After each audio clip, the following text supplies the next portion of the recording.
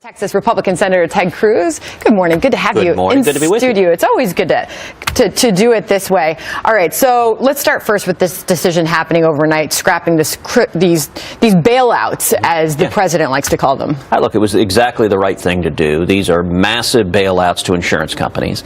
The Democrats love that. I mean, you know, one of the interesting things, one of the interesting consequences of Obamacare, the profits of insurance companies have doubled. In 2008, the top 10 insurance companies, they had about $8 billion in profits. In 2015, they had doubled to $15 billion.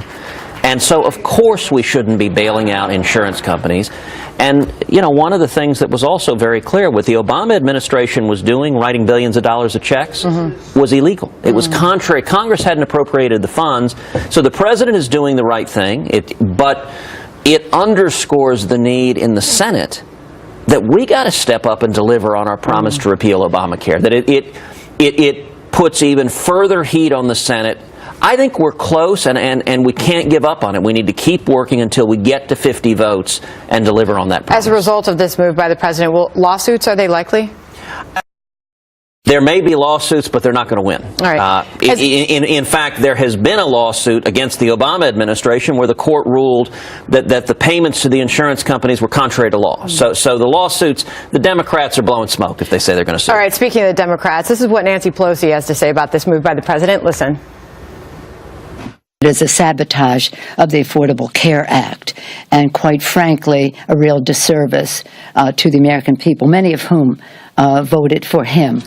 You know what, that actually wasn't as bad as the statement she and Chuck Schumer put out was, this is a spiteful act of vast, pointless sabotage leveled at the middle class. You know, why is it that Nancy Pelosi and Chuck Schumer get really angry defending corporate welfare, defending billions in bailout for insurance companies, but they're not worried about the single mom who's had her hours forcibly reduced to 29 hours a week because of Obamacare? They're not worried about the working family whose premiums have skyrocketed. Average premiums have risen over $5,000 a year under Obamacare. This thing is collapsing, and we have got to lower premiums, expand consumer freedom, give more choice and more competition. And this comes after the signing of that executive order by the president yesterday, and there was sort of this unlikely alliance that we could see with our own eyes between Trump and Rand Paul at that signing ceremony. And the president, he said, when you get Rand Paul on your side, it has to be positive, that I can tell you.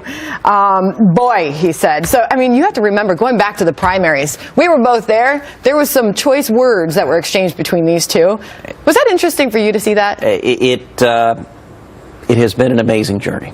And I'm glad the president did what he did this week on Obamacare. He expanded association health plans, which to Rand's credit, he has been advocating for a long time. I've been advocating it for a long time. It's a positive step. What it means for folks at home, in the individual market or small group market, it makes it easier to join an association, which lets you get in the big group market and drive down your premiums. And so I think that was a positive step. I'm glad the president did it. I just hung up the phone 5 minutes ago with the vice president, and I was conveying to him this morning that was a very good thing the president did, and it turns up the heat on Congress that the Senate, we got to do our job now and deliver. We got to deliver on Obamacare, and we got to deliver on tax cuts. All right, so Senator, I've got the Dow right over your shoulder. It's up 30 points today, sitting at a record high. There's so much anticipation that tax reform will get done by the end of the year. Will it? I believe we will get it done.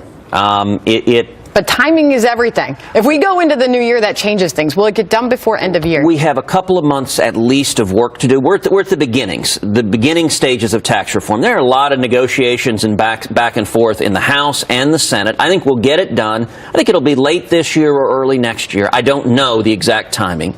Well, we know that Speaker Paul Ryan's saying, hey, stick around over Christmas if we don't get this done. And I think Paul's exactly right. I can tell you there are a bunch of senators, particularly what I call the Young Turks, which is the younger senators elected in the last 6-8 years, who are urging our leadership, let's work, let's stay in session, let's stay through weekends. If the Democrats are going to be obstructionist, let's push forward. Let's show the dedication to accomplishing our agenda that the Democrats showed to wreaking enormous havoc.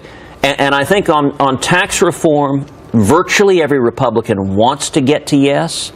And the impact on the economy, if we can do a big pro-growth tax cut, is a big, big deal. But they're not there yet. There are a lot of trade-offs in tax reform, and we're at the front end of those discussions. In the Senate, we got 52 Republicans. We've seen on Obamacare how hard it is to get 50 Republicans on the same page. I believe we can do it.